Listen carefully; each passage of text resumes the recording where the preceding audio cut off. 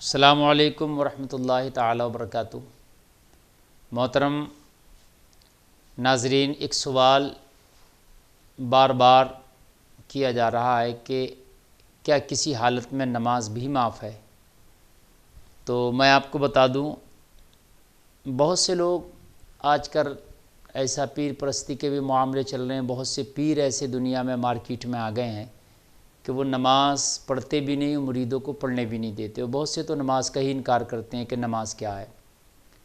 دیکھیے، میں آج بتاؤں، اگر نماز معاف ہوتی تو سب سے پہلے سرکار دو عالم صلی اللہ تعالیٰ علیہ وسلم پر مکمل طریقے سے معاف ہو جاتی، لیکن میرے آقا صلی اللہ تعالیٰ علیہ وسلم نے یہ 5 ٹائم کی جو نماز فرض ہے یہ تو پڑھی، اس کے علاوہ چاشت، اشراق، اوابین اور تہجد بھی میرے آقا پڑھا کرتے تھے، اور تہجد پر تو میرے آقا نے کثرت کی ہے۔ نماز صرف 5 لوگ ایسے ہیں، 5 لوگ نماز ایسے ہیں کہ ان 5 لوگوں پر نماز معاف ہے، یاد رکھیں آپ۔ کتنے؟ 5۔ نمبر 1 میں آپ کو بتلاؤں، پاگل پر نماز معاف ہے، کیونکہ نماز کے لیے عاقل ہونا شرط ہے۔ اگر عقل نہیں رکھتا، پاگل ہے، دیوانہ ہے، تو اب اس پر نماز فرض نہیں ہے، اس پر نماز معاف ہے۔ نمبر 2، عاقل ہونے کے ساتھ ساتھ بالغ ہونا شرط ہے، یعنی بچے پر جو نابالغ ہے اس پر نماز معاف ہے۔ 2 لوگ ہو گئے، نابالغ پر نماز معاف۔ نمبر 3، کافر پر نماز معاف ہے، کافر کے اوپر بھی نماز فرض نہیں ہے۔ نماز فرض ہونے کے لیے مسلمان ہونا ضروری ہے۔ نمبر 4، حائضہ عورت پر، یعنی جو ہر مہینے میں ایک مدت آتی ہے عورت کے لیے، جو ناپاکی کے ایام آتے ہیں، اور جن دنوں میں وہ ناپاک رہتی ہے، اتنے دن، جتنے دن وہ ناپاک رہتی ہے اتنے دن ہر مہینہ اس کے اوپر نماز معاف ہے۔ 4 لوگ ہو گئی۔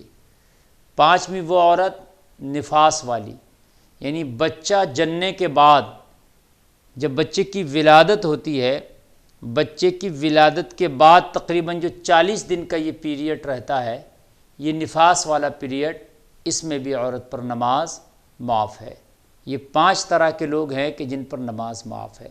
اس کے علاوہ نماز نہ بیماری میں معاف ہے، نہ کمزوری میں معاف ہے، نہ غریبی میں معاف ہے، نہ امیری میں معاف ہے، نہ مریدی اور پیری میں معاف ہے، نہ مرید کو معاف ہے، نہ پیر کو معاف ہے۔